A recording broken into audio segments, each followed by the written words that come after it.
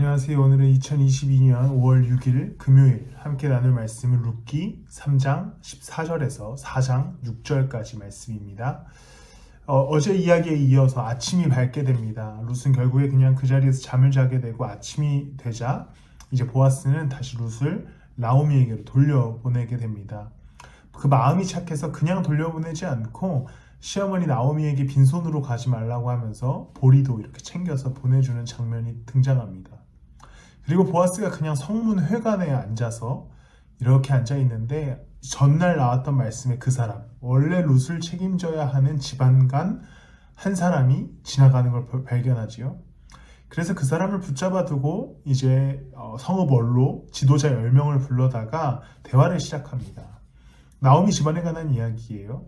엘리멜렉의 아내 나오미와 그의 며느리 룻이라는 사람이 있는 것을 이제 알고 있었을 테니 당신이 이제 그 집안을 책임져야 할 첫 번째 사람이니까 그 엘리멜렉 집안의 밭을 사는 게 어떻겠냐라고 보아스가 그 집안 사람에게 제안하죠.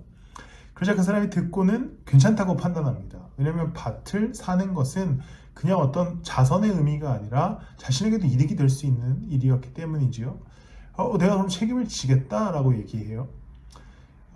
그런데 거기에 보아스가 하나의 이야기를 덧붙입니다. 그렇다면 당신이 그 밭을 산다는 것은 그냥 단순히 어떤 거래가 이루어진다는 게 아니라 나오미와 그 엘리멜렉의 밭을 삼과 동시에 그의 집안 홀로 된 며느리인 룻을 책임져야 된다. 그것은 곧 그의 시어머니 나오미까지도 당신이 책임져야 된다라는 이야기를 덧붙입니다. 그 이야기를 듣자 그 집안 사람이 이렇게 얘기합니다. 그런 조건이라면 내가 받아들일 수 없다. 오히려 그 일로 인해서 내 재산이 탕진되겠다, 축내겠다라고 얘기하지요.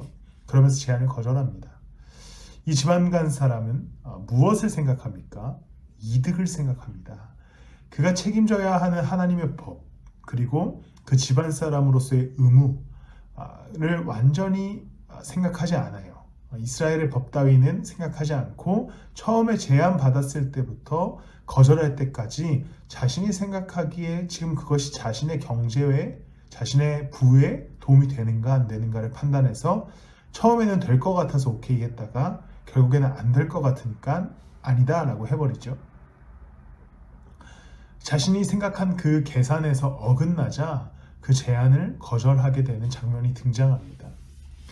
우리가 우리의 삶을 살아가면서 우리는 당연히 우리의 삶에 더 나은 이득과 더 나은 삶을 위해 살아가는 것은 사실입니다. 특별히 하루하루 살아가다 보면 아주 작은 부분에서도 좀 더 내게 이득이 되는 방향으로 행동하고 움직이는 경우가 우리 가운데 많이 있어요.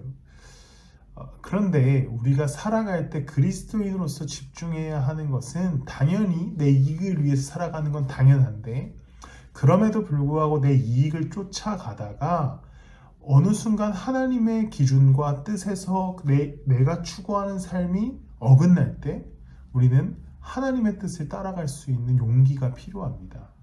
이 집안 사람이 용기를 내어서 룻을 보호하기로 결정했다면 그 사람의 이름을 우리가 알고 있지 않을까요?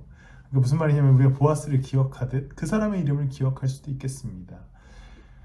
우리의 이익을 책임져주는 어떠함보다 더 앞선 기준은 하나님의 말씀, 그분의 뜻입니다. 그분의 능력이지요.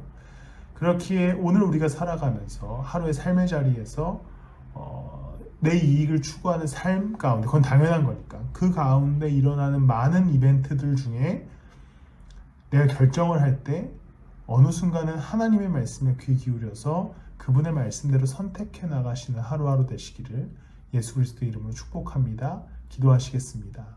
하나님, 오늘도 우리는 내 삶을 좀 더 나은 삶으로 만들기 위해 열심히 살아갑니다. 그러는 가운데 하나님의 뜻 같이 잃지 않게 하시고 끝까지 하나님의 뜻과 말씀을 붙들어서 내 이익을 추구하지만 결국에 그 가운데 하나님의 뜻을 이뤄가게 하여 주시옵소서. 감사하며 예수님의 이름으로 기도드렸습니다. 아멘.